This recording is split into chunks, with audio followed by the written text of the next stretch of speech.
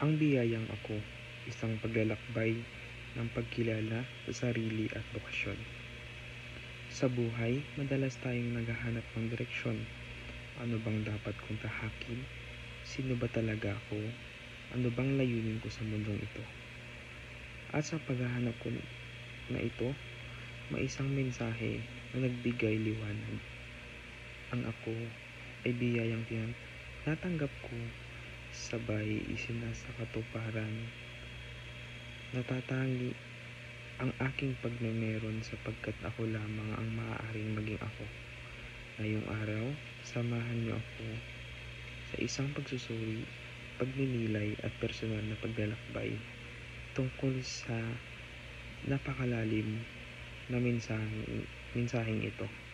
Isang paalala kung paano natin tunay na makilala ang ating sarili, bokasyon at kahulugan ng ating pag-iral.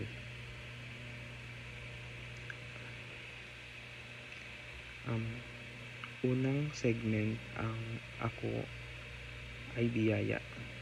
Ako ay biyayang tinatanggap ko. Sa unang linya pa lamang, may malaking pag-amin na agad. Ang sarili ay hindi problema, hindi sagabal, kundi isang biyaya. Pero gaya ng anumang biyaya, kailangan itong tanggapin. Marami sa atin ang nahihirapang tanggapin ang sarili dahil sa insecurities, expectation o paghahambing sa iba. Minsan, takot tayong ipakita kung sino tayo dahil baka hindi tanggap ng mundo.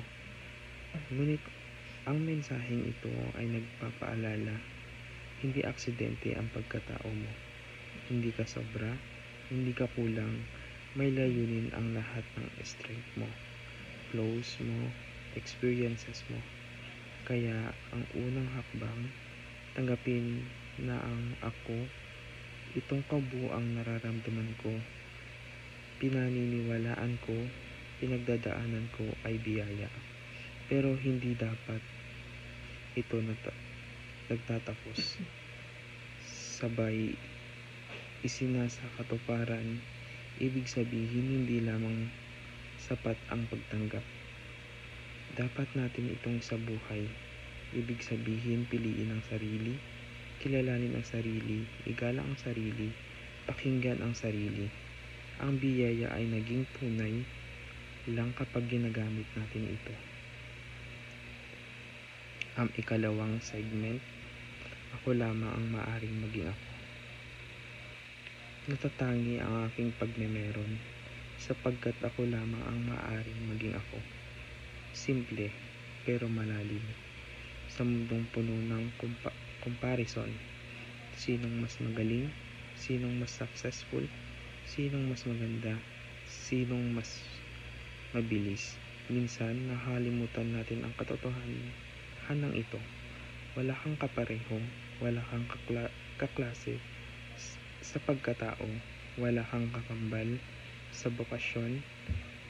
Hindi mo kailangan maging katulad ng iba dahil walang sino man ang maaaring maging ikaw. Ang iyong boses, iyong punto de vista, iyong paraan ng pagmamahal, iyong pag-iisip, iyong lakas ng kahinaan, lahat ng iyon ay hindi ginaya, hindi pangalawa, kundi hindi kinopya. Kapag tinatanggap mo ang natatangi ka, mas maging malinaw ang susunod. May natatangi ka rin misyon sa buhay. Ikatlong segment, dito ko matatagpuan ang aking bokasyon.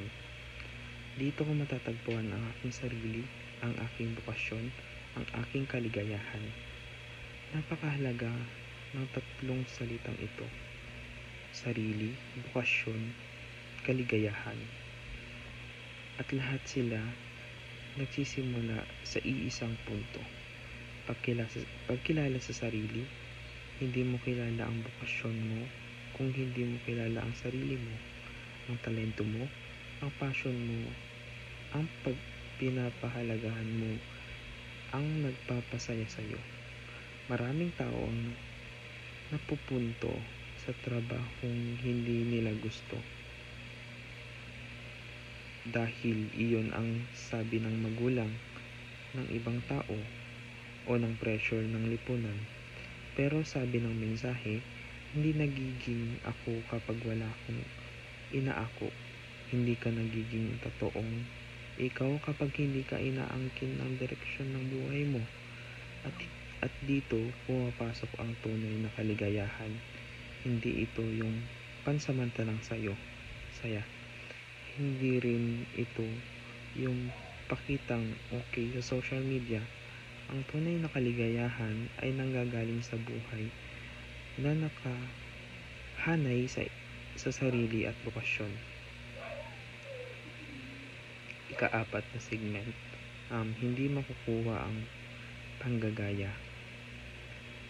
Bagkus hindi makukuha ang panggagaya, ang aking katuparan o hindi ito maaaring itakda ng iba. Napakatindi nito. Parang sinasabing walang makakapagsabi kung sino ka dapat maging. Hindi society, hindi standards ng iba, hindi opinion ng iba. Hindi makukuha ang tunay na pagkatao sa imitation. Hindi ka lalaki bilang ikaw sa pamamagitan ng endless comparison. Ang katuparan mo ay hindi blueprint ng ibang tao. Ang tanong ngayon, bakit tayo madalas ginagaya ng iba? Dahil sa takot na magkamali, takot na hindi maintindihan, takot na hindi maging sapat. Pero, ang hindi natin napapansin, sa paggaya, nawawala ang original, nawawala ang kakaibang ikaw. Ika-5 segment, nakabatay sa malalim na pagkikipag-ugnayan. Nakabatay ito sa malalim na pakikipag-ugnay sa aking sarili, sa aking karanasan, at sa aking mga ugnayan. 3 pinagmumulan ng pagkatao. Sarili. Ano ang nararamdaman mo? Ano ang gusto ko? Ano ang paniniwalaan ko? Karanasan. Ano ang naturo sa akin? Ano ang naghulma sa aking pananaw? Ugnayan. Sino ang nagmamahal, gumagabay, at nagbibigay inspirasyon sa akin? Ang pagiging ako ay hindi lang personal journey. Ito rin ay relation journey. Hindi natin natatagpuan ang sarili sa isolation, kundi sa pakikipag-ugnayan sa pamilya, kaibigan, komunidad, at Diyos. Ang bawat karanasang mapait man o masaya ay hindi bahagi ng ating pagkahubog at bawat taong nakilala natin.